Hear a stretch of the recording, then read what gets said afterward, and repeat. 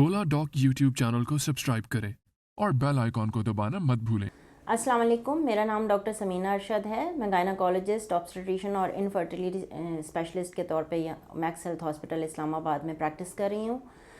यहाँ पे मैं हर किस्म की गायनाकोलॉजिकल और ऑब्स्टेट्रिकल सर्जरीज़ कर रही हूँ, जिसमें लेप्रोस्कोपिक सर्जरीज़ भी शामिल हैं, और इसके अलावा हम पेनलेस डिलीवरीज़ भी यहाँ पे करते हैं। और यहाँ पे हर किस्म की फ़ैसिलिटीज़ अवेलेबल हैं। न्यूनेटल केयर के हवाले से भी बहुत अच्छी सारी सर्विसेज अवेलेबल हैं।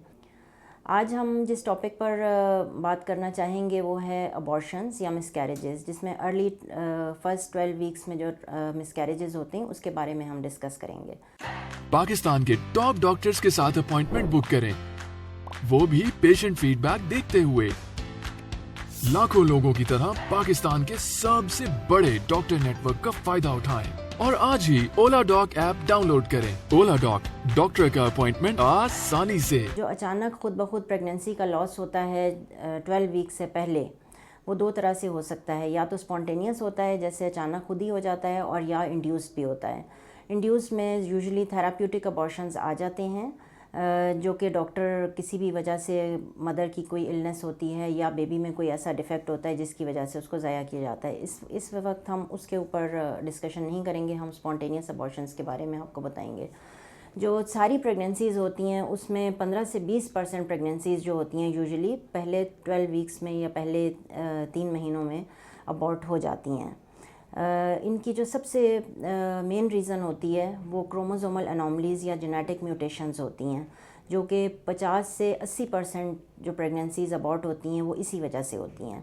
इसके अलावा और भी कुछ कॉजेज़ होती हैं जिनमें मैटरनल कॉजेज़ आ जाती हैं, यूट्रस की या रहम की साख्त या उसकी बनावट में कुछ प्रॉब्लम्स होती हैं जो कि जेनेटिकली या पैदाइशी तौर पे उनमें नुक्स होता है और एक्वायर्ड भी हो सकती हैं, जिसमें septate uterus, bicornuate, unicornuate uterus, या फाइब्रॉइड्स, रसोलियाँ, साइनिकी या सर्वाइकल इनकॉम्पिटेंस होती है, जिसमें रहम का कमज़ोर होना होता है, लेकिन ये सेकेंड ट्राइमेस्टर में ज़्यादा होती हैं उसके। इसके अलावा हार्मोनल कॉजेज़ होती हैं, जिसमें प्रोजेस्टेरोन की डेफिशिएंसी होती है, और थायराइड, हाइपोथायराइड या हाइपरथायराइड दोनों केसेस में ये भी एक अबॉर्शन कॉज करता है। इसके अलावा पॉलीसिस्टिक ओवरीज जो इनका उसमें भी हार्मोनल इम्बैलेंस होता है और ये भी एक कॉज होती है।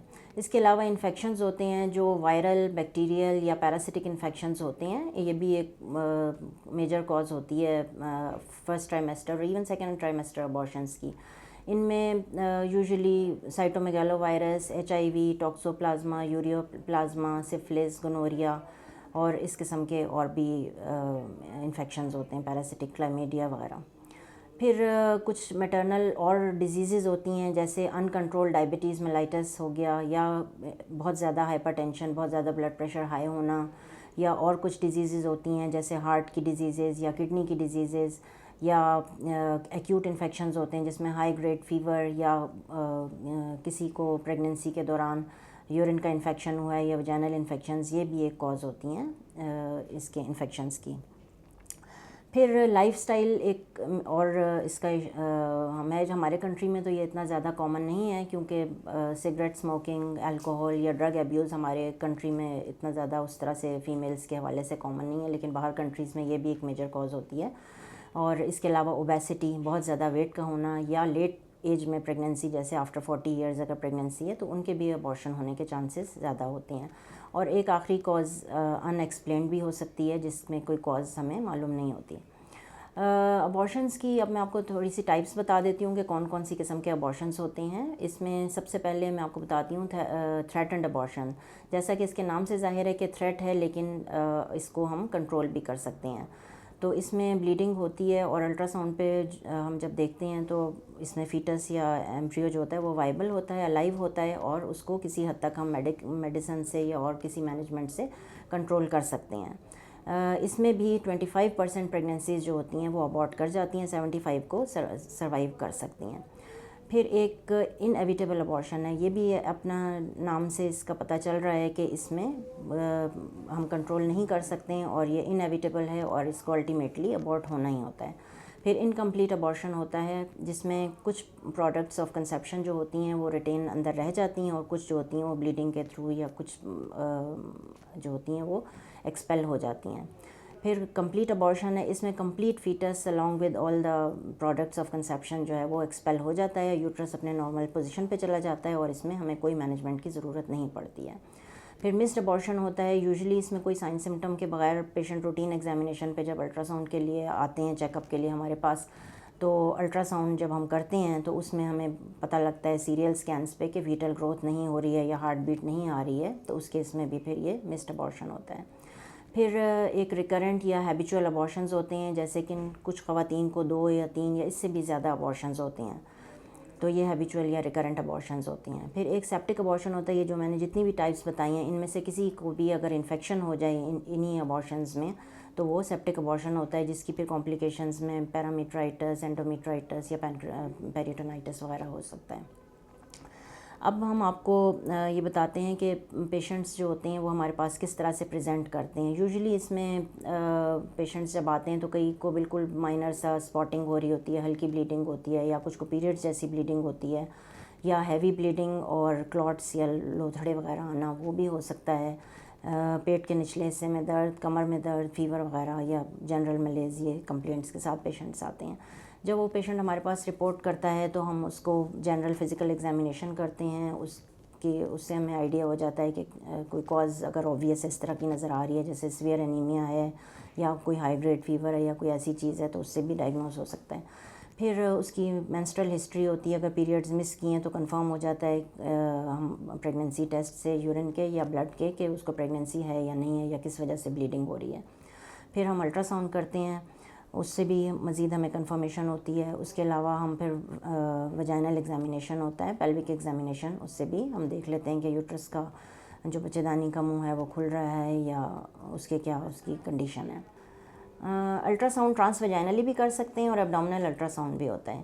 اس کے بعد جب ہمیں تشخیص ہو گئی ہے کہ ابارشن ہو رہا ہے تو اس کی جیسے مینجمنٹ کی جاتی ہے جو میں آگے آپ کو بتاؤں گی وہ کی جاتی ہے۔ جب ابارشن ایک دفعہ ہو جاتا ہے تو ہمیں جب فردر اس کا ورک اپ کرنا ہوتا ہے پیشنٹ کا فالو اپ میں کہ کیا ریزن تھی، تو اس کے لیے پھر مختلف ٹیسٹ کرائے جاتے ہیں، جس میں دونوں پیرنٹس کی کیریو ٹائپنگ ہوتی ہے، بیٹا ایچ سی جی، پرولیکٹن کا ٹیسٹ، تھائرائڈ ہارمون کے ٹیسٹ، پھر کچھ امیونولوجیکل جو ڈیزیز ہوتی ہیں، اینٹی فاسفولیپڈ سنڈروم، اس سے related anticardiolipin, lupus anticoagulant, TORCH screening, اور اس کے علاوہ جو اگر مدر کو کوئی ہائپر ٹینشن یا ڈائبٹیز ہے اس سے ریلیٹڈ جو ہوتی ہیں L F Ts, R F Ts, H B A 1C یا اس قسم کے اور ٹیسٹ جو ہوتے ہیں وہ بلڈ کے یا وہ ہم کرواتے ہیں۔ جب ڈائگنوسس ہو جاتی ہے تو اس کے بعد اب اس کی ہم نے کمپلیکیشنز دیکھنی ہیں کہ اس کی کیا کیا کمپلیکیشنز ہو سکتی ہیں۔ تو اگر سویئر بلیڈنگ ہے تو ایک تو ہیمریج اس کی سب سے بڑی کمپلیکیشن ہے، جس میں خون کی کمی ہو جاتی ہے اور پیشنٹ کو انیمیا ہوتا ہے، تو ہمیں اس کو اکارڈنگلی مینیج کرنا ہوتا ہے۔ اگر تو بہت سویئر انیمیا ہے یا بہت زیادہ بلڈ لاس ہوا ہے تو بلڈ ٹرانسفیوز کر سکتے ہیں، ورنہ اس کو ہم اورلی ہم ٹیبلیٹس وغیرہ، فولاد کی ٹیبلیٹس یا انجیکٹیبلس کی فارم میں اس کو ہم کور کر سکتے ہیں۔ اس کے علاوہ کمپلیکیشنز میں انفیکشنز ہو سکتے ہیں۔ اس کے علاوہ جب ڈی این سی کر رہے ہوتے ہیں تو اگر تھوڑا انکمپیٹنٹلی اگر کی جائے تو اس سے کبھی یوٹرس کو نقصان ہو سکتا ہے، رحم کو، اس سے پرفوریشن ہو سکتی ہے، لیسریشنز ہو سکتی ہیں، سروائکل لیسریشنز ہو سکتی ہیں، ہیمیٹومیٹرا، پائیومیٹرا، یہ چیزیں ہو سکتی ہیں، اور کبھی کبھی سیکنڈری سب فرٹیلیٹی بھی ہو سکتی ہے، ایڈیشنز بھی بن سکتی ہیں۔ اب اس کی مینجمنٹ میں آپ کو بتاتی ہوں۔ مینجمنٹ 3 طرح سے کی جا سکتی ہے۔ ایک تو ایکسپیکٹنٹ مینجمنٹ ہوتی ہے، جس میں ویٹ اینڈ سی پالیسی ہوتی ہے کہ ویٹ کرتے ہیں اور آٹومیٹیکلی جو ہے وہ ابارٹ ہو جاتا ہے۔ کافی ساری پریگننسیز جو ہوتی ہیں وہ ان نوٹسڈ اسی طرح ابارٹ ہو جاتی ہیں کہ کچھ دن اوور ڈیو ہوتے ہیں اور پیشنٹ کو پتہ بھی نہیں ہوتا وہ پریگننسی ہوتی ہے اور شی بلیڈس اور ایکسپیل ہو جاتی ہیں پروڈکٹس۔ اس کے علاوہ دوسری مینجمنٹ یہ جو ہے تقریباً 50-70% جو ہوتی ہیں وہ اسی طرح ایکسپیل خود بخود ہو جاتی ہیں گھروں میں یا اس طرح، اور ان کا پتہ بھی نہیں چلتا۔ اس کے بعد جو دوسری مینجمنٹ ہے وہ میڈیکل مینجمنٹ ہوتی ہے، جس میں ہم کچھ میڈیسنز ہوتی ہیں، میسوپروسٹول یا میفیپروسٹون وغیرہ، وہ اکارڈنگ ٹو جسٹیشن آف پیشنٹ وہ ہم پرسکرائب کرتے ہیں اور وہ بھی کافی افیکٹیو ہوتی ہیں۔ پھر اگر ان سب چیزوں سے بھی نہیں کمپلیٹ ہوئی ہے ابارشن تو پھر ہم سرجیکل مینجمنٹ کی طرف جاتے ہیں، جس میں مینول ویکیوم ایسپریشن اور ڈی این سی جو ہے یہ ہم کر سکتے ہیں۔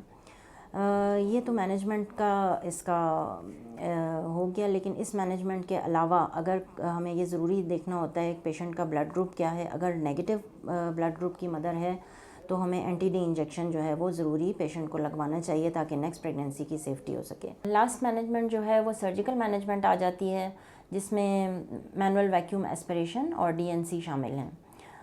ان سے جو ہے آلموسٹ ہماری مینجمنٹ کمپلیٹ ہو جاتی ہے. مینجمنٹ کے حوالے سے میں ایک اور بات بتاؤں کہ اگر کوئی پیشنٹ جن کا بلڈ گروپ نیگیٹو ہوتا ہے تو انہیں اینٹی ڈی انجیکشن لگواتے ہیں تاکہ نیکسٹ پریگنینسی کی سیفٹی ہو سکے. اس کے علاوہ ایک جنرل ہمارے پیشنٹس جو ہوتی ہیں، اگر کسی کا ابارشن ہو جائے تو یہ دونوں پیرنٹس کے لیے ایک بہت اسپیشلی مدر کے لیے ایک سائیکولوجیکل ٹراما ہوتا ہے. تو ڈاکٹر کو چاہیے کہ اس کے حوالے سے پیشنٹ کو تھوڑا سا ایمپتھائز کریں، ان کے ساتھ ایمپتھی شو کریں اور ان کو کاؤنسل بھی کریں، نیکسٹ پریگنینسی کے لیے ان کو تیار کریں. اور اگر کسی کا پہلے ہی ابارشن ہوا ہے تو اس میں بہت زیادہ وری کرنے کی ضرورت نہیں ہوتی اور نہ ہی فوراً ساری انویسٹیگیشنز کی ضرورت ہوتی ہے. ہاں، کسی کے ریکرنٹ مسکیریجز ہو رہے ہیں تو پھر ہمیں فردر ورک اپ کی ضرورت ہوتی ہے. تو پیشنٹ کو ہمیں بتانا چاہیے کہ نیکسٹ پریگنینسی میں ایک تو تھوڑا گیپ دیں، کانٹراسیپشن کی ایڈوائز کرنی چاہیے تاکہ وہ مینٹلی اور فزیکلی اپنے آپ کو ہیلدی اسٹیٹ میں لا سکیں. اور اس کے علاوہ انہیں ہمیں لاسٹلی جو ہے وہ فولک ایسڈ کا ایڈوائز کرنی چاہیے کہ وہ پری پریگنینسی فولک ایسڈ جو ہے وہ نیکسٹ پریگنینسی سے پہلے لینی شروع کر دیں تاکہ وہ بیبی کے ویل بینگ کے لیے بہتر ہو. اور اس کے علاوہ وہ اپنی لائف سٹائل کو بہتر کریں اور جو بھی اگر ان کی کوئی انڈر لائن کاز ہے، کوئی ایسی ڈیزیزز ہیں تو ان کا مینجمنٹ یا ان کی ٹریٹمنٹ یا ان کا ورک اپ جو ہے وہ ضرور کروا لیں. یہاں میرے ٹائمنگز 3 to 5 PM ہیں ڈیلی، منڈے ٹو سیٹرڈے. اس کے علاوہ ایمرجنسیز میں اینی ڈے اویلیبل ہوتی ہوں. اولا ڈاگ کے تھرو بھی آپ اپنی اپوائنٹمنٹس بک کرا سکتے ہیں. Thank you.